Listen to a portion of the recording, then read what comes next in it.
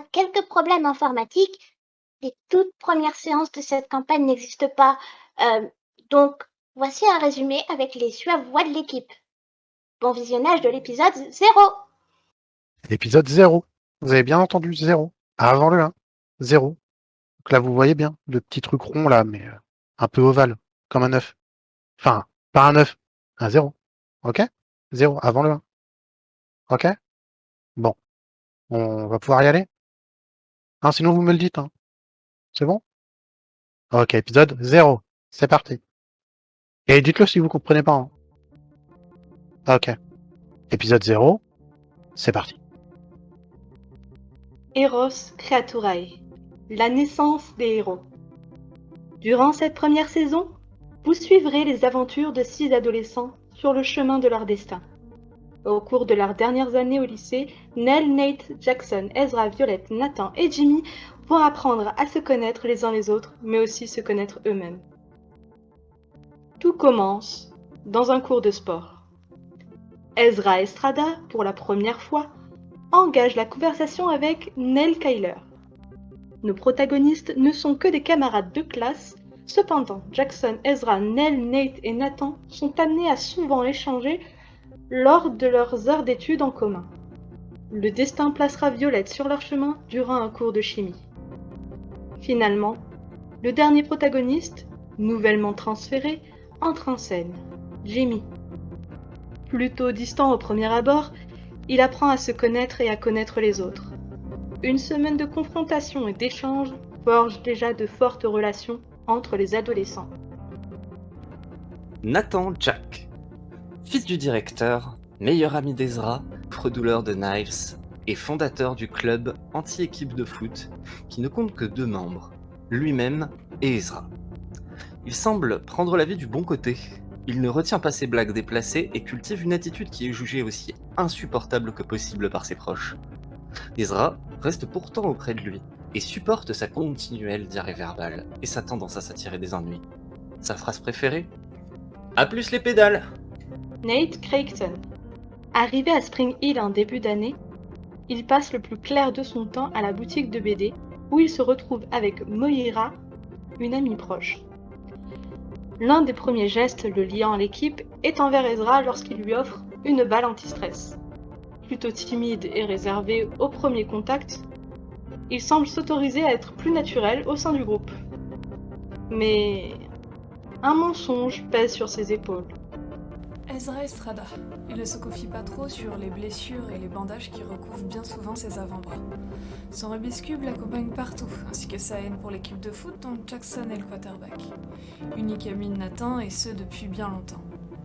Il tente maladroitement de se rapprocher de Nell, mais le lien s'établit finalement autour d'un milkshake ramené du Skyscream. Nell Kyler. Adoptée par la famille Kyler, Nell a toujours vécu à Spring Hill. Très douée dans les sciences, elle porte de grands projets et ambitions, notamment la conception d'un exosquelette sur lequel elle passe tout son temps libre, du moins quand elle n'est pas en train de jouer à la guitare. Elle est empreinte de la même aversion qu'Ezra pour Jackson et son équipe, mais cela ne l'empêche pas de donner un coup de main aux autres quand elle le peut. Son amie d'enfance, Kofi, avec qui elle travaille sur son projet, semble éprouver des sentiments amoureux pour elle. Jackson Hoyles, un adopté lui aussi. Parent père médecin qui vit rarement à la maison. Il est le stéréotype du quarterback très populaire du lycée, son équipe constituant son groupe de potes. Niles, son meilleur ami, est le co-quarterback. Bien que de nature très différente, ils passent tout leur temps ensemble. Ils restent à distance des nerds du lycée. Mais le destin les place toujours sur le chemin du quarterback. D'ailleurs, Jackson et Allegra, la petite amie de Niles, essaient constamment de faire de ce dernier quelqu'un de meilleur. Dans ce sens, il tente de le raisonner lorsqu'il essaie de frapper Ezra, Nathan ou toute autre personne passant devant lui au mauvais moment. Mais cela ne suffit pas, et Niles ne se gêne pas pour le faire dans leur dos. Violette Taiga Wallace Yol Sitek. Vivant avec sa mère dans une vieille ferme du bord de la ville. Ce qu'elle considère comme sa famille est constitué du polécule étendu de sa mère. Violette est de nature réservée, Elle pratique la photographie et autres arts. Elle compose des illustrations par collage et photomontage argentique pour le journal qu'écrit Collins, son meilleur ami. Elle prend grand soin de son jardin et c'est souvent cette raison qui la retarde, au point d'arriver invariablement au moment où sonne le début des cours. Elle s'ouvre facilement aux autres, mais reste cependant distante des problèmes et surtout des nombreux échanges conflictuels, notamment entre Ezra et Nell ou Jackson et Niels. Jimmy Venari Corvus, le dernier arrivé de l'équipe. Sa venue suscite la curiosité du reste du groupe. Venu de très loin, Jimmy a l'air plutôt spécial, ainsi que quelque peu inadapté. Il est cependant très amical avec les gens et au final, il s'intègre plutôt rapidement. La nouvelle bande va faire la connaissance du maître Changli Meijin. En fait, c'est Chanli. Chanli. Chanli Meijin, un asiatique très particulier qui vient d'ouvrir un dojo en ville. Ils finiront par y passer après les cours de temps en temps. Nell, Ezra, Violette et Jimmy se retrouvent à la casse, endroit jugé le plus sûr. Nell s'apprête à tester l'exosquelette sur lequel elle travaille avec son ami Kofi, grâce à Jimmy qui, avec un matériau inconnu, a réglé les problèmes de poids et donc d'énergie du bras robotique. C'est avec ce projet qu'elle compte rentrer à Invictus. Les essais technologiques sont tout à fait conclus. Lors des tests, ils aperçoivent Jackson et Niles discutant avec un type chelou, connu localement en tant que dealer. Mais alors que Violette amène des pizzas, une voiture débarque.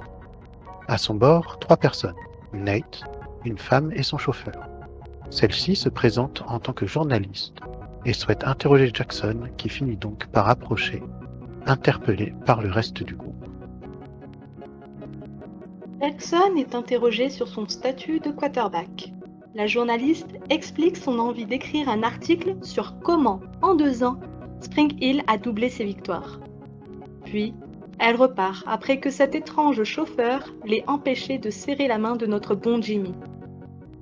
Enfin, tous réunis et après le départ de cette voiture, la bande se dirige alors vers le lac où ils y mangeront les pizzas. Ils récupèrent Jackson sur le bord de la route, laissé ici par Niles, qu'il avait jugé trop moralisateur quant à sa consommation de drogue. Ce fut la première soirée au complet de cette future équipe.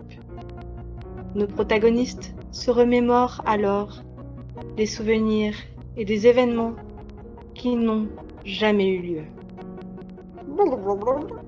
Rewind, bitches! Vous rappelez-vous du moment où une journaliste a essayé de serrer la main de Jimmy? Dans une autre ligne temporelle, Jimmy l'a fait. Le groupe partit ensuite à la direction du lac.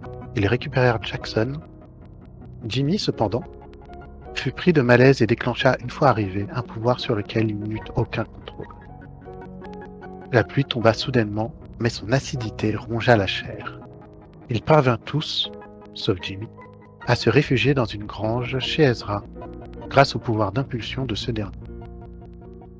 Malheureusement, s'étant trop exposé et trop longtemps à l'acide, il succomba, nécrosé, en tenant la main de Nell, qui le suivit à son tour.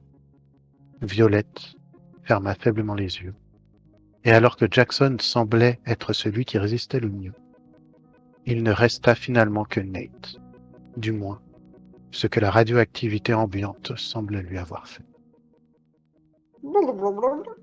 Rewind, bitches! Cette réminiscence pousse Jimmy à s'ouvrir aux autres.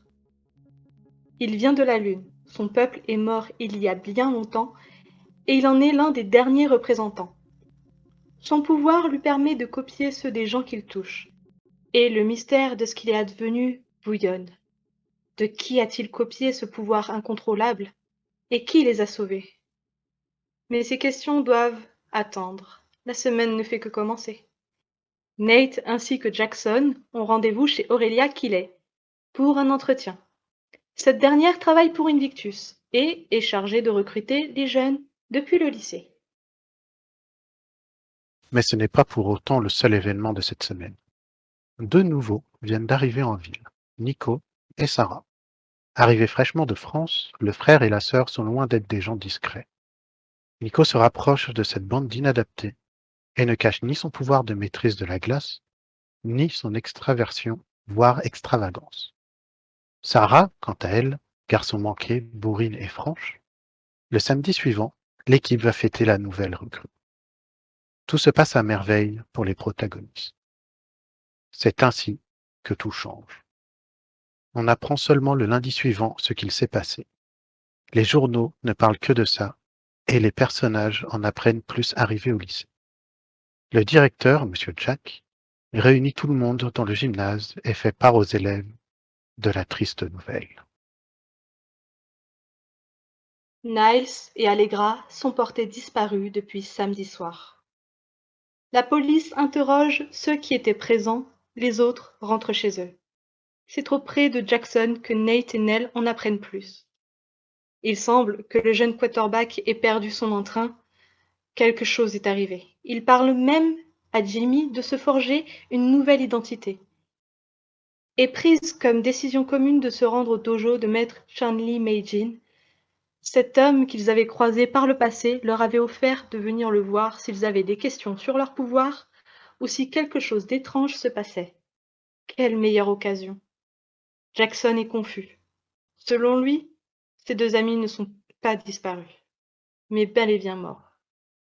De son côté, un autre élève présent à la soirée, Nathan, se sent mal, soutenu par Ezra, son ami, qui informe les autres par message qu'il ne peut donc les rejoindre au dojo. C'est ici que commence notre récit. Jackson, Nell, Nate se dirigent au dojo, demandant à Violette de les y rejoindre.